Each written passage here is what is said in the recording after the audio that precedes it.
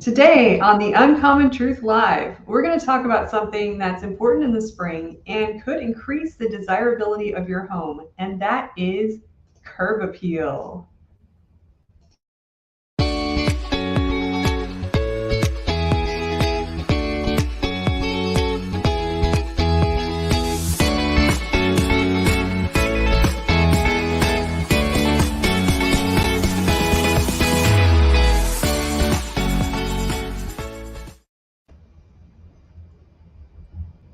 What's up, Carrie? How you doing? Hey, I'm great. How are you doing today? I'm doing good. Just got done doing actually some front yard duties to take care of. Ooh, I'm so glad you had me today. Unfortunately, we don't have Ravi, but hopefully our viewers today can learn a little something from our little short clip video.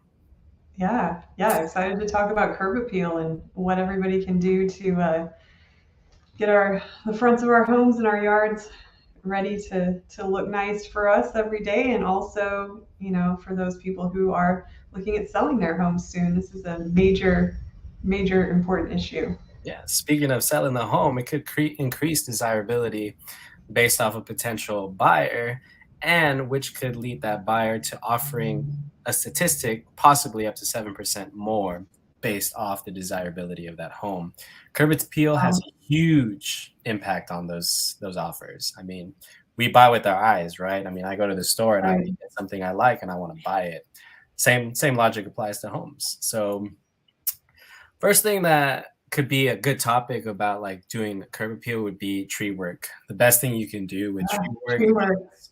it's something that it's can be overlooked because we just say, oh, the tree's going to grow on its own, but it does need maintenance and it does need to be taken care of. It's best to hire a professional arborist to be able to diagnose what the tree needs, or if you know it's a healthy tree, go ahead and trim the unwanted growth, clean up those small branches that are growing close to your roof or the ones that are growing wildly, trim the tree up, make it look nice. That will offer a huge part of curb appeal. Yeah, that's important. And I'm glad you mentioned hiring a professional arborist too, because we have oak wilt here in Central Texas, and that can be a major issue and something that a professional arborist will know how to prevent, because it can be prevented, but once it gets into a tree, it can become a major problem and spread throughout the neighborhood. So if you have oak trees and you're thinking about doing some tree work, definitely do your research, talk to an arborist, maybe have them do it. And that's important because that could spread Yeah, like wildfire, and those trees are investments that have been planted what, 30, 50 years ago, maybe, perhaps, or maybe even 15 years yeah, ago. That's time that you can't get back, and you don't want to see that beautiful tree go down just because of something that could have been prevented. very true. Very true. While you're up there, might as well start gutter cleaning as well, because you never know. Some years of compost can be chilling up there and you can have unwanted growth growing in that gutter, Right. which is kind of disgusting, but apparently it happens. And you never know. There might be some blockage and that water can just get heavy and just seep right over that rain gutter, causing all the beautiful work you did on your yard to just look like crap, maybe like shit. So take care of the gutters. Yeah, definitely those gutters are worth some attention, because that water backing up can actually do that permanent damage to your roof and to the trim and the fascia on the house as well, and even to the siding if it gets really bad. Yeah, it just rips right off. And I've even seen where mold can grow in certain spots behind siding. Like if that water is Ooh, flowing over, it can get bad. So that's something to always keep an eye out. Whether you plan on selling the house or just maintaining to live there, that's something that you should be doing to also increase the beauty of your curb appeal. definitely. Yeah. What's another good topic that we have just in case, like for curb appeal? I know one thing that Well, comes to mind would be something that goes with gutters, right? right, yeah, and goes with trees too, which is leaves. Yeah, our beautiful oak trees that we love so much drop their leaves at least once a year, and important to get out there and rake the yard, or use a leaf blower to pick up all those extra leaves, because that's going to expose your grass to more light, and it's also going to get it ready if you're planning to do fertilizer. You want to have that layer of leaves removed and a nice fresh layer of grass that you can put that fertilizer on. That is huge because leaves are disgusting. I've raked my yard front and back 4 times in the last 3 months. It's Oh my unbelievable gosh. how many leaves just fall. It is bad, and those leaves, like you said, it does prevent, the grass from receiving the neutral elements, the natural elements that it needs from the sun to create photosynthesis. So those leaves act as blockers, and it prevents your grass from actually growing and can cause it to die. And grass is actually very inexpensive, investment. You have to pay for a lot of it to get tilled. You have to retill the grass, you have to soil it, you have to plant it. Well, you have to buy it And and then take all plant it. that water on it. And water, yeah, and it becomes expensive, Yeah. right? So it's best to take care of it. So raking those leaves is a good idea. Another idea that I would say after the leaves, so after you rake or use the leaf blower, would also to just go over it with the lawnmower to reach those little itty bitty ones that you have just missed. The lawnmower with the bag pick up those little leaves and just mulch it, right? Because mowing will also start increasing. It's like a haircut. You cut your dead ends, your split ends, or your end pieces to help your hair grow back. Same works with lawn. You want to kind of trim it after it's been dormant and it starts to grow to entice the growing process, right? To help it receive more natural sunlight and elements. So picking up those leaves with the lawnmower would help also to increase its growth, to start it from waking up from its dormancy. So that would be a good thing to keep up. And you always want to trim those edges because it's like a fresh fade. You want to look very good, and you want to keep that lawn nice and tidy. Yeah. And that reminds me of something that a landscaping pro, a tip that they gave me a while back, and that was to make sure that you're keeping the blades on your mower, whether you're using, just a standard type of mower or a real mower, make sure you keep those blades really sharp because it can actually damage your grass if you're cutting with a dull blade. And of course it's inefficient too, and you're going to use more energy trying to do it. But yeah, keep those things sharpened, take them to a sharpener.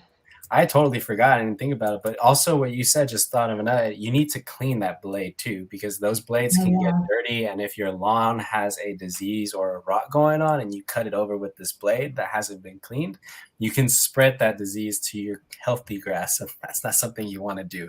So make sure you do sharpen and clean it. That is a good point and is a good reminder, because I didn't even think about something like that until now. And I was wondering why one part of my lawn was a lot darker brown than the other part, and it was probably because of a dirty lawnmower from my gardener. So, makes sense. Yeah, it is. What's a good topic after you kind of get all of that done? A good thing you would want to do after is something I have fun doing. I know you love doing it too. Is it something you do quite frequently, Carrie? Yeah. Pressure washing. Yes. What is more fun than doing some pressure washing? Yeah. Especially on a hot day where you get that mist back.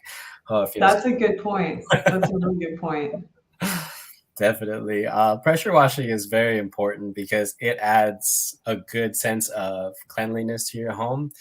Whether you're getting ready to repaint, list the house, or whatever, it's good to have it clean. And you can always go through with the pressure washer, and you want to pressure wash your trim, your fascia, like you said earlier, your siding, your windows. Very important, because we forget about cleaning our windows. Like that is, once it rains, especially up here in the north with the quarry nearby, that dust just travels with the wind, and then the rain mixes into it. It turns into this soot. So you want to clean those windows with the pressure washer. Your privacy fence, that is a big thing. Your fence can turn gray over time if it's not protected. And pressure washing it will make it look brand new, essentially. You don't even have to spend money on stain. You already have an old fence, might as well just pressure wash it and give it a fresh look. It makes it look like a brand new job that costs you maybe a $40 investment at Home Depot to rent the pressure washer. Another good idea is to pressure wash your garage floor, driveway, walkway, and sidewalk. Those are all things that over the year, the rain, water, all the sap from the tree can cause this graying on the sidewalk, on the cement. And just taking the pressure washer and cleaning that up, it's really fun to see it go from, a dirty gray to a nice white gray. It's so much fun to be able to see it. And it's really strangely satisfying to see that sidewalk looking so clean when it's done. I was working with with some people recently, and I thought their driveway looked great. It looked really clean, and they had someone come out and pressure wash it, and I saw it afterwards, and I was like, wow, that is a beautiful, sparkling driveway. I mean, it was amazing the difference that it made. It's you get away. Yeah, I mean, hire a professional for that. Yeah, you kind of, if you don't know what you're doing, I would recommend it. But it's so much fun and it's something easy to learn. It's just a blast. Right. I mean, you can take that nozzle gun and also write little notes too. Like I draw smiley faces on my neighbor's like sidewalk. I'm not gonna clean theirs for free, but I draw them a little smiley face with my phone number. Call me if you want it. So it adds this huge, beautiful, appeal to the home, making it look clean, because your siding is going to turn gray over time, and just cleaning it appropriately will help it look brand new. But make sure you use the correct nozzles, because you don't want to be using a concrete nozzle for your siding. You're going to rip that paint up, and that becomes a different expense, and that's something you don't want. So just do your due diligence on what you're doing, adjust the pressure correctly, use the right pressure nozzle. And if you would like, you can always use soap to clean certain things, so you don't have to use too much pressure. The soap will help clean it, and you just rinse it off with water, and you're on with the next thing you want to do in your yard to prepare it for a beautiful curb appeal. Nice. And that topic to me is my favorite. I know I just talked about pressure washing, but if you don't mind, I'd love to talk about this one, and this one's yard. Yeah, go for it. Perfect. Thank you. Your yard is so important because it adds that green color, and it makes the first thing look on that image just pop. That green contrast with the neutral colors that you have on your home, usually most homes will be painted neutrally, it will just add a beautiful contrast. And to maintain that yard takes work, because as we said earlier, after the fall and the winter, your grass will go into dormancy and it'll be asleep, and it needs to wake up. You did talk about raking those leaves, and that's very important because you want to prepare that lawn for fertilization. And in order to fertilize it, you kind of want to start off with aerating your lawn. Aerating will help bring more oxygen into the roots, and it will increase the growth of those roots over time by allowing air to get in there. You want to make sure you aerate it appropriately. There's 3 types of different aerators. You can do it manually by like taking just a stake, and you kind of just walk everywhere, plugging holes. Oh, wow. It's a lot of manual work. I tried that once. It's a pain in the ass. It's so, because the ground is actually a lot harder than it seems, and you kind of want to go in at a certain depth depending on the grass that you have. So it can become very difficult to do. So you can either do it manually or you can rent one. Most hardware stores will have these massive aerating machines, and there's 3 types of aerators. The most commonly one used in Texas are core aerators. So those will create a 3-inch to 4-inch deep core, which will allow that oxygen to reach in there. There are spikes, and there's also a liquid type. Depending on the grass that you have, you want to do your research to find out which one you would need. But the most common one in Texas would be core. And that would help be able to get that oxygen, fertilizer, whatever you're putting down into those roots, and it would help. A good way to put fertilizer would be either using a manual rotary one that you just spread like this, or you get the rotary one that you walk, and it helps distribute that fertilizer. That one's more fun because you can just fill the whole bag in that thing and just walk, and it's a lot easier than filling that little handheld one and just 5 minutes. Right. 5 minutes later, you got to go back and refill it. You're like, I can't. Why not just get the big one? It's the same price, might as well. And it helps heal that grass. It'll help it grow. There should be 4 times throughout Texas when you want to be putting a fertilizer on your lawn to maintain it.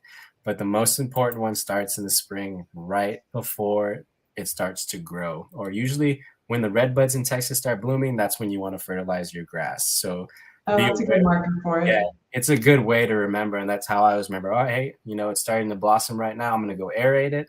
Tomorrow I'm going to go fertilize it, because that's like the perfect ideal time to do that. So very good. Cool. It's a good tip because your lawn is expensive, like we said earlier, and you don't want it to die because you're going to have to pay a lot of money to get it replaced.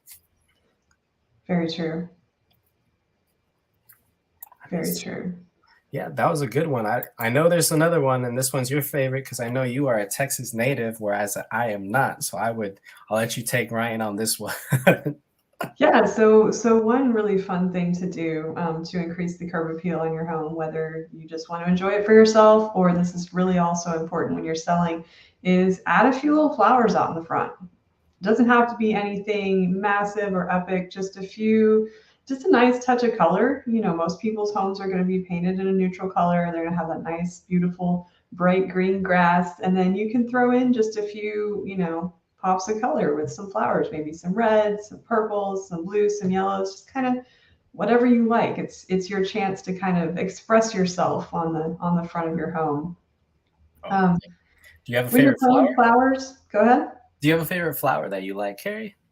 Favorite flower? Ooh, well, I'm gonna have to say I absolutely love bluebonnets. Oh yeah, Those are more of a wildflower. Tons of people do grow bluebonnets in their yards here in Austin and all over Texas, really. But that's more of if you're going for like a meadow type yard, because the bluebonnets just kind of grow as they will. They're not really a flower that you can put neatly in your flower beds. They'll spread very quickly and become a beautiful blue lawn, which is really nice. Yeah, definitely. I would have to agree because I love that blue bonnet color. It just reminds me of like a sharp, contrasty blue with a little bit of purple, and purple's my favorite color. So I just love that kind of look. I love driving by and seeing houses that are able to actually make it work. Yeah, I've seen some really nice ones, and the bluebonnets are actually blooming along Mopac and I-35 right now. Fun fact about bluebonnets: they don't just come in blue; they also come in white, red, pink, and Texas A&M actually created a maroon variation of the bluebonnet to honor their school colors. That is something Texas A&M would do. That's super cool. Out of their oh my gosh, I can't even speak. Sorry, agricultural facility, like that would be something I would do too. I mean, why not? Yeah. Texas A&M representative, might as well do it. Yeah, super cool, and it's a beautiful flower too. It's absolutely beautiful maroon color. So, way to go. That is awesome, man. Yeah, I mean, flowers are important to have, and it is a good thing, like you said, to just. I mean, you want to be kind of minimalistically on this part. You don't want to go overboard on flowers because you're gonna, good point to make. Exactly, you're gonna flood everyone's eyes with it. But you do want to add that little contrast, like you do, and like you said, and you kind of want to do, with your theme that you're going for. If you're gonna match with the little accents that you have, maybe your shutters are painted red. Maybe put a little bit more red so you add that contrast with the building, but also accent to that shutter. Or if you have a blue door, find some flowers that are blue, like bluebonnets, like you were saying, or go and find something else that might be blue. It'll help, and it is a good way to spruce up that appeal for the curb, because like I said, everyone buys with their eyes, and first thing you see is going to be that picture on a listing is the front of that house. Front of the house. Yeah. Definitely. Do you know any native plants in Texas that are probably very predominant here in Austin that grow, or mainly just they're wild? Do they grow randomly, or? So as far as putting like native Texas plants in your flower beds, some good options are lantana, which is like a little, they come in some different colors, but the most common ones are going to be like a yellow and an orange. Those don't require a whole ton of water. You can do something like a rock rose, which looks like a plant with tiny little hibiscus flowers on it. Those are really nice, bright pink, also come in some other colors. Esperanza is a flower that kind of has like a yellow trumpet-shaped flower. Those are really nice, colorful. Those are very you can also do, another one of my favorites is a Texas sage, which is actually more like a short shrub, but it has these like kind of light green, gray colored leaves, and it has these beautiful pink flowers that come out. Typically before it rains, you'll see these plants flowering in Texas, but they have absolutely beautiful flowers, beautiful color. Imagine seeing an entire yard with these native flowers in Texas. I mean, that's got to be pretty, especially if they're able to do it. I see a lot of, more of the elderly or generational Texan who have been here who know how to plant their yards, and they have their normal yard with their grass and their flowers close to their porch, but a certain part of their sidewalk I've seen where they usually cover it throughout the year with a tarp. And I've always wondered, I was like, why do you cover it with a tarp? And I asked the lady, and she goes, well, it's because that's where I have my wildflowers growing, and I don't want them spreading to the area. So she keeps it there, and then when it's starting to becomes spring or when they become out of dormancy, that she lifts up that tarp and they grow like weeds. It just shoots up. And Wow. it's really pretty to watch because she has a lot of it. She's got blue bonnet. She's got the esperanzas, like you said. She's got the Texas sage. She has a little bit of most native Texas flowers. Like she'll just have them there in that little section of her sidewalk. And I asked her if this is common in wildflowers, and she says, yes, most people who grow wildflowers or native flowers, they do that to prevent them from spreading or to be able to maintain them from not dying from like the cold or stuff like that, the elements. So that's very interesting. yeah, it is. A lot of tarp I've seen. Yeah, I didn't. It's not like a tarp like that blue tarp. It's a specific kind of tarp for flowers. And I think light still can get through, but it prevents the the seeds from floating around on a gusty day like we had the other day, right? I hope everyone's okay, especially those in Round Rock with that wind, that tornado that came by. But that is something uncommon too, right? I've never even heard of a tornado in Round Rock come by, but I've only been here for 16, 17 years. So fortunately, that's a very rare occurrence. That is a rare occurrence. And I'm glad. I hope everyone's okay. And it was something scary, but I hope everyone will be bounced back like we always do, especially here in Texas, right? Yeah, me too. The next thing that pairs up with your flowers, and that's another thing that actually helps with curb appeal too, would be the mulch. Mulch is something that we always take for granted, and we kind of just let it do its own thing because it's it's just pretty much compost and it's going to recycle itself. And a good fact to know about your mulch is that it needs to be replaced every 5 to 6 years, or when you start seeing decomposition or soil turning or erosion. For example, if you don't have rain gutters and the water's just falling on that mulch and it starts splitting, that's erosion. You want to go and fix it up or replace it. A good thing that mulch provides is another source of contrast, right? You have many different types of color. My favorite color mulch is just the red type. I love red mulch. I mean, that is such a pretty color. It just adds really nice. Yeah, it is. But the downside of that color is that it needs to be replaced very often because that color fades very quick. Yeah, fades, which is sad. Yeah, it's just like, oh man, I just bought it. I got to go buy a new one, right? But those little bags that we buy at Home Depot, granted, it's not going to be red or brown or gray or it's just going to be the normal black color mulch. But check with your local recycling facilities because most places offer, if you have a a bill from that county, you can go to that recycling center and get up to 2 cubic yards full of mulch. And 2 cubic yards is a lot. That's around 200. That's a lot of mulch. That's a lot of mulch. That's 270 of those bags you buy from Home Depot that are like $4. You get that for free. So why not take advantage of that? If that's something you can do every 5 years, might as well do it. Take advantage of it. But check your recycling centers if they offer it. Mulch is a huge thing that will help add contrast to your home with your flowers, but it also provides your flowers and your trees with a source of nutrients. It'll help it decompose those nutrients into the roots to be able to feed it with actual sustenance to the plants. It helps maintain and retain moisture levels for these plants. So when it rains or when you water around here. Oh, definitely. Like when you water the plant, you don't want to overwater it, but if you water it enough, the mulch will hold it and distribute that water over time to the plant so you don't have to water it again in a few days. It also acts as a heat and cold barrier because we all know here in Texas it gets hot and it can also get cold. We had that change where it was a 40-degree change overnight. That is huge. And so your plants will get shocked at that point, right? And they can die. Mulch will provide as a barrier to the roots so that they don't die. The top will probably die, but the roots will still be alive. And a good thing to be able to know when your mulch is ready to be replaced, like I said earlier, it's when it starts decomposing or there is soil erosion, when it starts moving around. That's usually when you have to go through and change it. But like I said, don't go spend the money that you have to, if you can find it elsewhere for free. Most recycling centers will have some. Just do your research to find out where you can get some and save yourself that $300, $500 worth of mulch that you need and you can get for free. So, that's a great tip.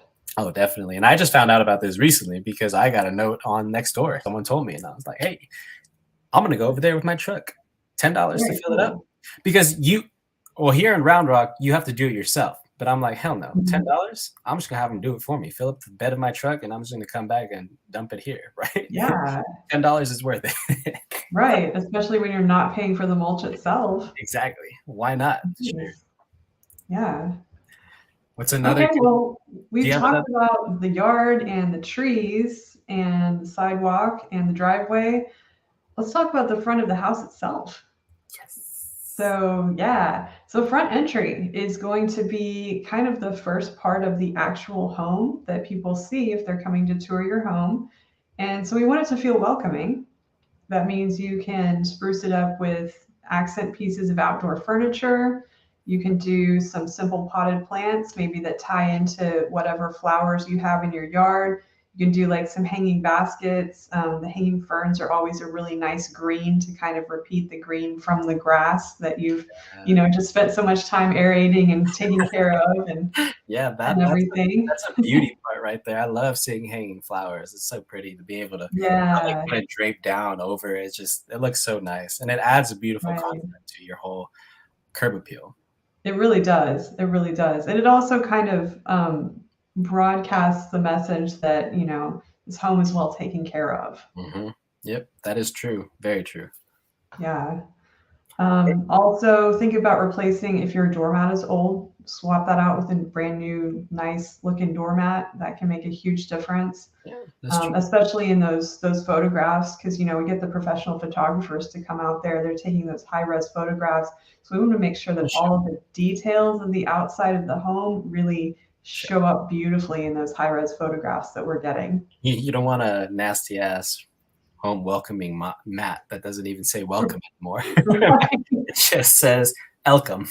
Where's the W? No, yeah, those photographers are going to pick up everything. You're going to see it, so might as well replace it or take it out entirely. But if you want to have that curb appeal and you're going to have a listing, people are going to come see your house. You want it to look very welcoming, like Carrie was saying. And as she said, if the front is well taken care of, most chances are the rest of the house is going to be very well taken care of because you're doing your maintenance for it. And that speaks volume entirely to potential buyers and prospects, because if I see that the front yard is very well taken care of, I know that the bathroom and the master is primary is going to be very well taken care of, or everything else, because it's just, it comes with the category. Yeah, you just see that pride in ownership when you see the beautiful yard and the clean sidewalk, and then you walk up to a front door and there's a new welcome mat. And let's talk about the front door itself. Yeah. New coat of paint or fresh coat of stain on a front door can do wonders for curb appeal. Yeah, definitely. Wonders. Just make sure that when you choose the color for your front door, that you're usually consulting with someone and making sure that it's going to match the colors that you have on the trim of your house and the siding of your house, or if you have brick. Just make sure that it's something that's going to look good before you invest in a new coat of paint on that front door. Yeah, that's a good point. Check with your HOA to make sure, if you have an HOA in your neighborhood, to make sure that you're not doing something to to violate their rules, because that's no fun to have to repaint that front door. Or you just keep getting fined over and right. over again. Like that's I mean, if you want to pay the $50 a day, go for it, right? I believe that would be a big expense just to have that red door where no one else has that red door. Yeah. It's a good way to add also that contrast, right? Like we were talking about earlier. If the HOA doesn't mind, go ahead, paint it, good luck red or welcoming blue, something, or turquoise, right? Something that you like that'll just add that massive contrast, make it bright yellow, who cares? Whatever. If the HOA allows it, go for it. Right? But make sure it's not too much. You don't want to be doing like, what will be a hot pink color. Like, that's just a little, I mean, if you love hot pink, go for it, by all means, to each their own. But when people are buying houses, everything is subjective, right? The color pink may be beautiful in your eyes, but it may not be beautiful from someone else's eyes. Beauty is beheld in the eyes, right? So make sure you do it. You do your research, right? You're not going to want to paint it hot pink. Let's be real. Yeah. Talk to your real estate agent. They can kind of let you know what they've seen buyers react well to and what they've seen buyers kind of not react well to. I don't know. I've never walked into a hot pink front door, but I hope I do, and I'll take a picture of it. Yeah, definitely take a picture when you do see one. Yeah, definitely. So I'm glad this was a good front entry because that front entry is very important, like you said. Just the house in general, people are gonna look at the exterior, especially the front first, and it's gonna make assumptions for the rest of the house.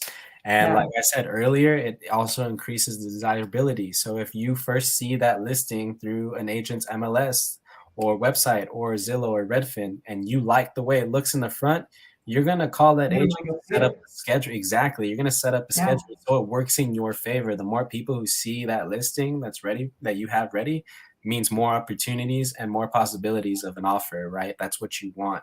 We are here in Texas where it's hot. Yes, of course, right? It's a seller's market here, but you also want to set yourself apart from every other listing that's available. And if you have a Right. beautiful front yard that is well taken care of and it looks just, I mean, I'm just going to say it, it just looks sexy. You want to go see it. And now instead of having 20 offers, maybe someone you're gonna have 30 or 40. Who knows? Especially Yeah. nobody knows. You can have 2 offers on a house, or you can have 40 offers on a house. No, it's not for certain, right? This market is hot, but set yourself apart from that hot market. What makes you different? Right. And a good way is to list something that people are going to buy with their eyes. The first thing you want is a beautiful front, curb appeal. Yeah.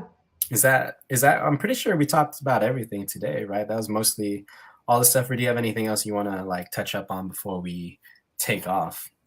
I think that that was a really good overview of just kind of going through and addressing all the major curb appeal things. There may be a few. Mailbox actually is Oh, one. yeah, We that's didn't talk about the mailbox. no, that's right. It's small. It doesn't take much to improve, but if your mailbox looks worn out, replace it with a new one. It goes a long way too, because if you think about it, people are going to walk past your mailbox before they even get to that front entry. So Yeah, that's might as true. well. Yeah.